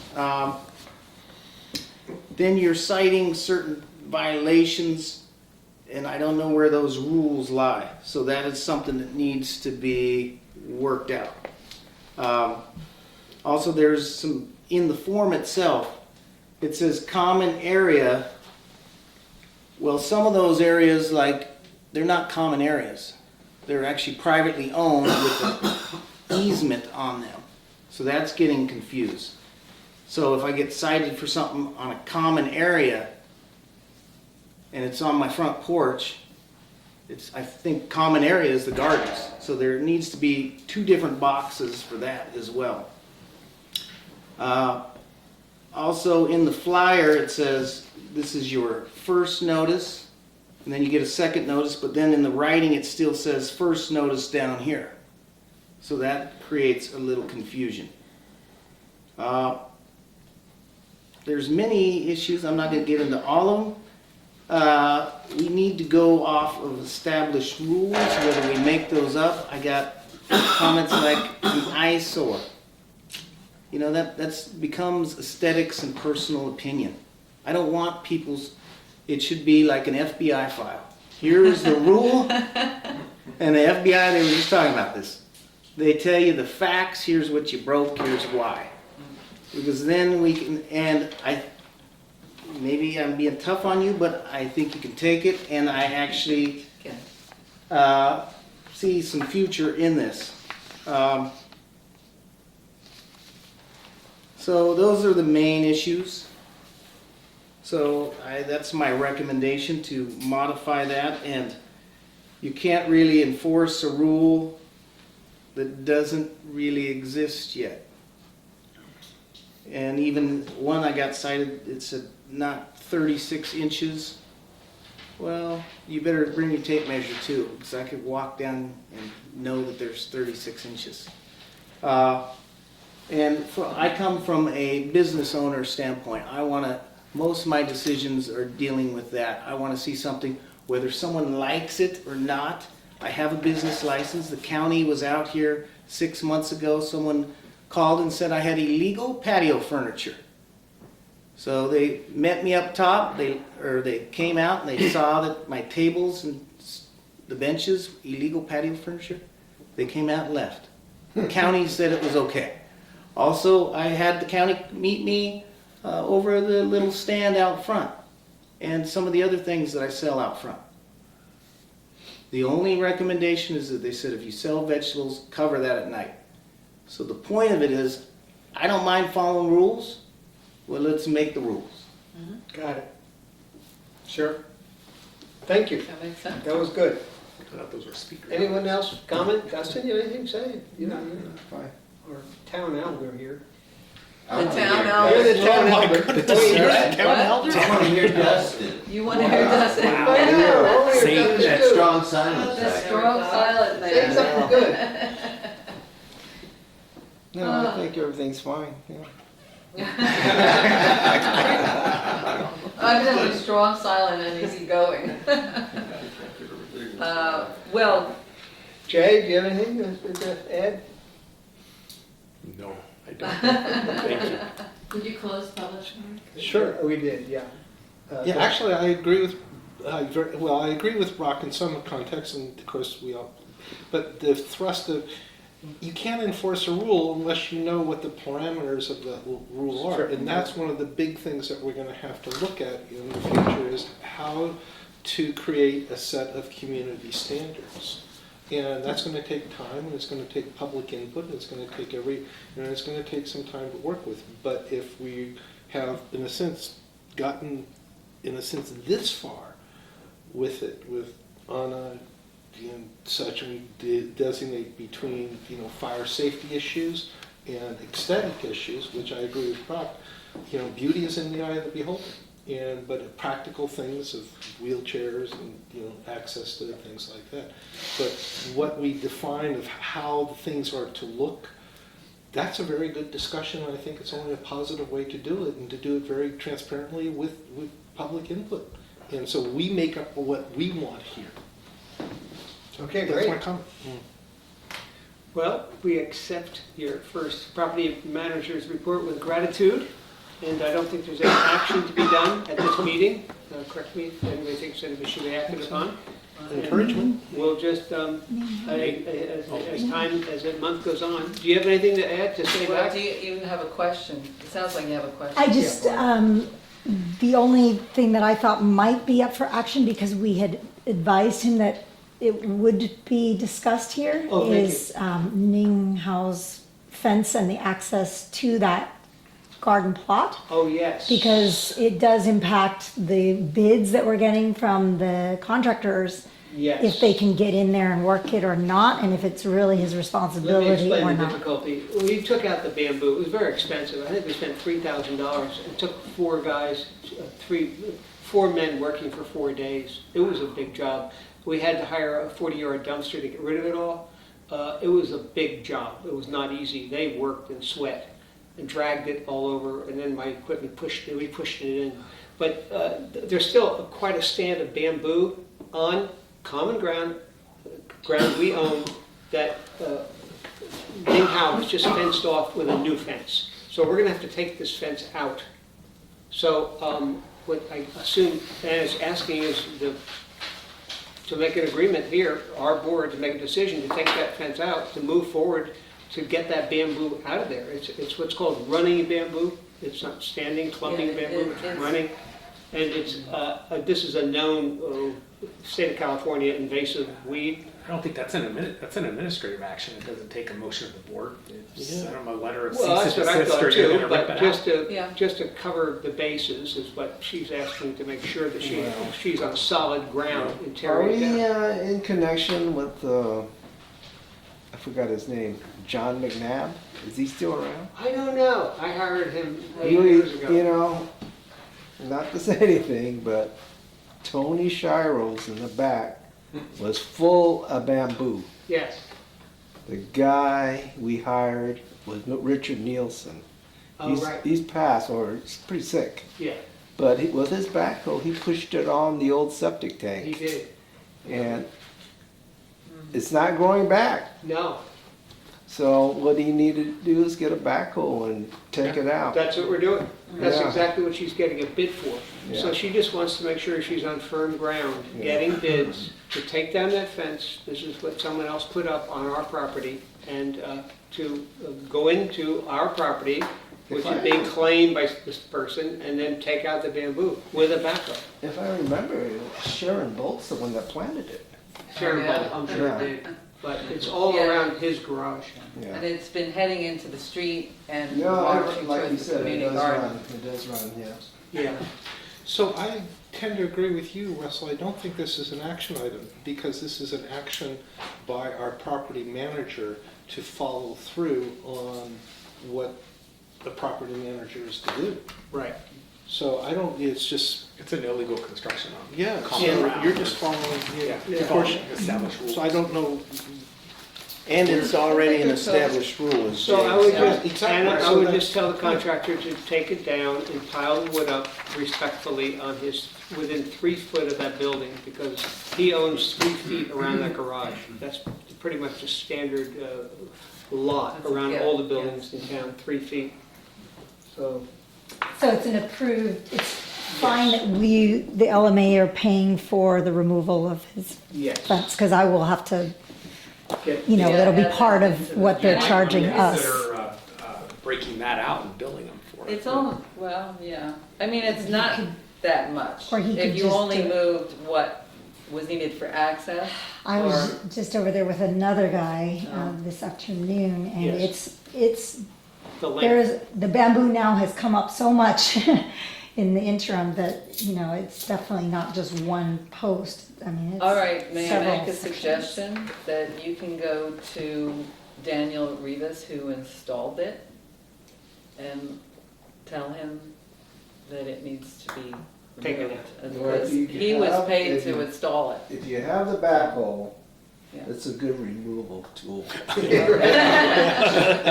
Go back home. But as, For fences. Yeah, Anyway. that's what I'd say. If it looks like it's adding to the cost, It will. then the person that they hired to do the Right. improper fence to begin with, He's not. ask him to undo I it. think he'll follow. You've Yeah. been in conversation with him anyway, so. Jay's idea too, that if he illegally built it, it's established rule. Yeah, and then He could get a charge the notice cost. saying, we are going to charge you for the cost by this date if you do not remove it. But ask Daniel, Yeah. Yeah, It'll work. he might do it in he'll just take it out. a half hour and say, oh, you want that gone? Okay. Because he is very efficient. All right, I'm going to keep moving on. Thank you again, and we're going to move on to 7, communications. Does anybody on the board have any communications? Well, the secretary does. The secretary does, okay. What communications? Well, it's in your packet. I received a summons, Summons? not personally, but for the Locke Management Association from Martha Esch. She's summoned us to Superior Court. It's a petition for writ of mandate and complaint for injunctive and declaratory relief. I've included just the cover page of that case and the summons sheet and, you know, one other piece that came with it, because I do have a digital form of the entire document. If anybody wants that, I can email it. It would seem excessive to print out, but she's suing us for violation of the Brown Act. And she has included, for some reason, the Locke Foundation, which is a separate organization, and also the Sacramento County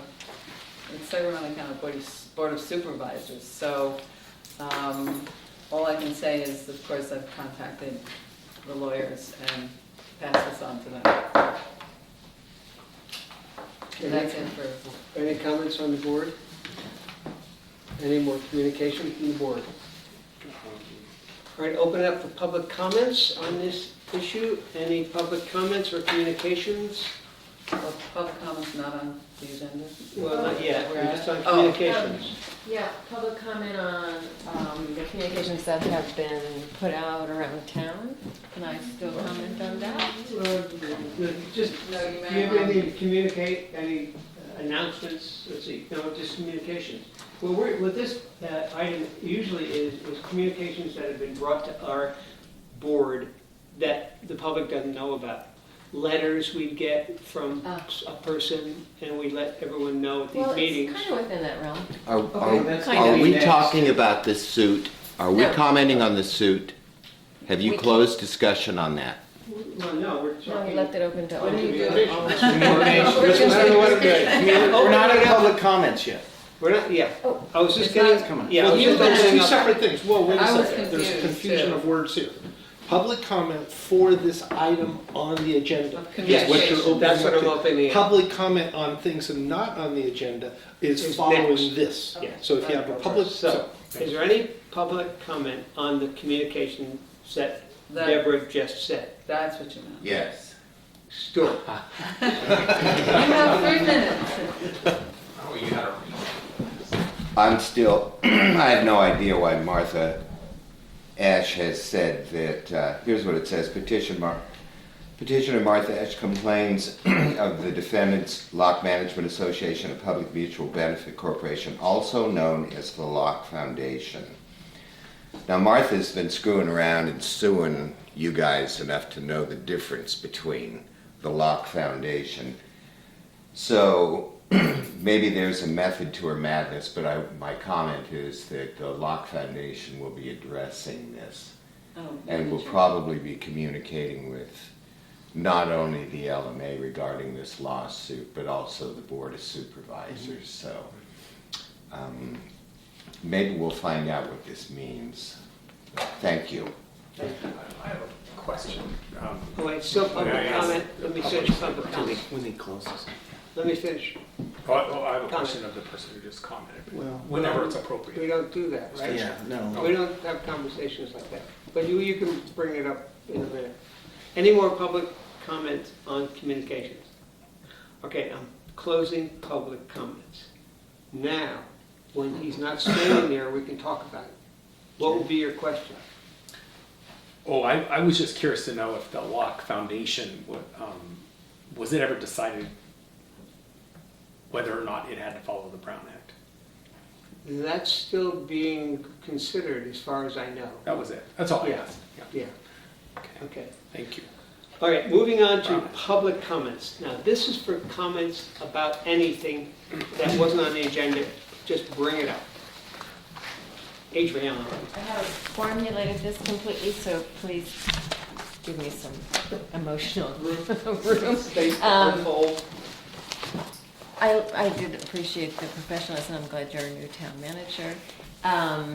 It is, though, a really small town with a long history of, the microcosm being like the microcosm. Political discourse is difficult here, just like it is everywhere right now. And just asking that the whole board, the town manager, be sensitive and try to be as human. And if it's kind of within your Brown Act and all the legal parameters, things like putting the tags on people's cars. If everybody in town already knows whose car it is, might be nice to just mention to them kind of why it's there. And because one little notice got put on a disabled person's car who never even walks around to the front of that car, and and it was just it's impersonal. It's legal, but it's very impersonal. And I don't know about the other people who got tickets, but they might be really pissed off, and we don't need any more of that in this town. So just to the extent that it can be a little bit folksy, in addition to being, by the books, it would be great. Cool. Any steps that you take, whether it's Ning's Garden or whatever, just to try to make it as human as you can. Thanks. Good point. Any other public comments not on the agenda? Oh, yes, Mark, of course. Try to get a little quicker on the draw here. I'd say ditto to what she just said. I got a couple of notices stuck through my door instead of coming and talking to me.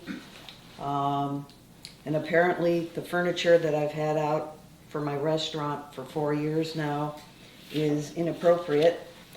And the Mona Lisa painting that is at the end of the sidewalk that is also serves as a safety device to people who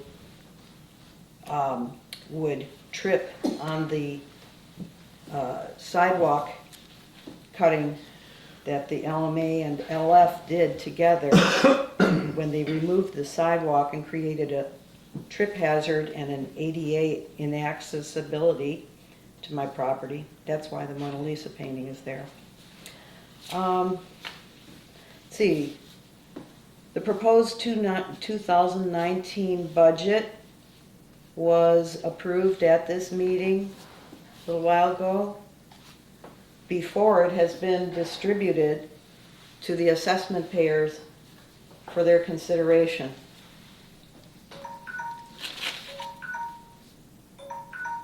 Sorry, that was left over.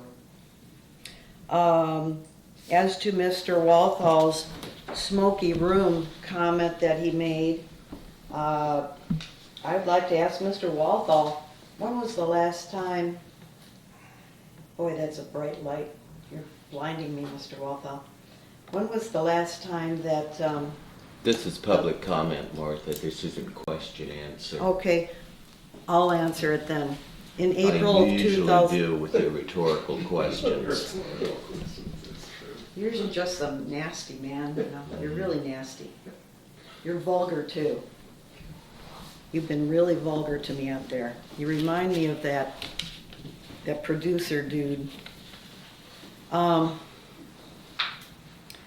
Locke Foundation has not posted a public meeting since April of 2016. You do fall under the Brown Act. You're supposed to post and allow public discussion and input and participation. And we're supposed to elect your board seats. You can't just keep re-electing yourself to be the chairman every year, Mr. Walthall. September 26, 2018 meeting with the county was mentioned. When was that publicly posted? There's another Brown Act violation. 4 seconds. Inspector of Elections. Time's Time's up. Thank you. Any other public comments? All right, I'm closing public. Oh, James, you have a public comment. Oh, I will give the board, do I have to? Oh, sure, no. I mean, Get this up is to the the, board. stand up there.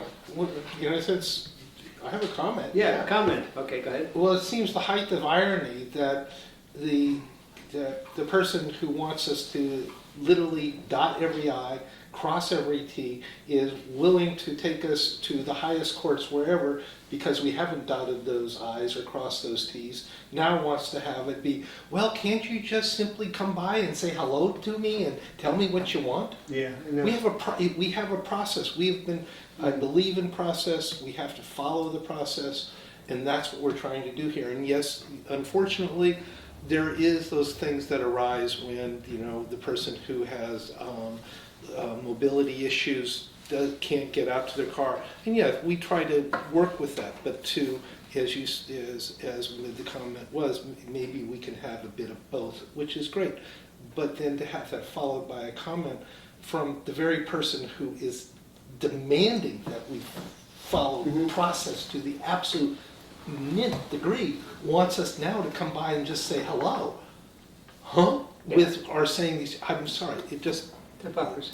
it's There's hypocrisy. a punctilio is the word. Thank you. Someone who's punctilious to the extreme. So, that was my comment. Thank you. Okay, great. Can I Yes. say something? I did want to mention that, of course, Anna doesn't know everybody in town. Anna cannot be here only when people are home and not when they're at work. I mean, she would have to come here after 5, I guess, and hunt people down. Also, I don't know who owns half these cars. And this is one of our issues. We've got quite a few new tenants. I mean, some households, I know one household that has 7 vehicles Wow. because it's a multifamily. And because I know this household personally. And that's the only reason I know, and I know all those cars. But, in fact, I'm sorry to hear that the handicapped individual was upset, but I can only assume that, Anna probably didn't know that detail, and of course, we don't know who half these cars are. I want to tell you a community information here. I was once, it was like Friday or last week, I just happened to be in the parking lot at dark, and I was sitting by the restrooms, and a pickup truck drove in town, and behind it was an SUV, and they came into the parking lot. They parked their cars, a woman got out of the pickup truck, got into the SUV, and then they drove out of town and went south. Well, that next day, that was Monday, because the next day I had to leave town at 6:15 a.m. to go to small claims court for the L.M.A. That pickup truck was still there. So people are using our parking lot for, additional parking, or either that or it was a very extensive rendezvous, It's become like a commuter, so that stayed overnight. I don't know who those people were. I saw their faces, but I didn't know them. So Anna can't be expected to run into everybody all the time. And let's just ask people to be understanding that sometimes it takes a form rather than a personal, Can't really enforce something like that, It's, Well, we'll see people what we are can doing do. it, It's posted. There are Overnight. signs posted, no overnight parking, I and it see. says, and customers only. Yeah. So that's, she has her work hard cut out for It's a her. difficulty that Locke's going to have in the future. For example, the one building that was just rebuilt after the fire is 4 apartments. If each apartment has 4 cars, that's 16 cars. That will pretty much, there's only 22 cars that can park in the parking lot. So if you have 5 houses like that, this town is going to fill up with cars. And historically, people have used Locke as a dumping grounds. They dump cats here, they dump dogs here. They drove behind Locke and dump debris there. If we had, we would get a 40-yard dumpster once in a while. People would come at night and fill it up. It's really difficult. They come and steal gas. They come into the bathroom and destroy it, light fires in it, do drugs in it, have sex in it, sleep in it. I mean, it's a constant battle that we, as the L.M.A. board, have to work with. So it's hard. Anyway.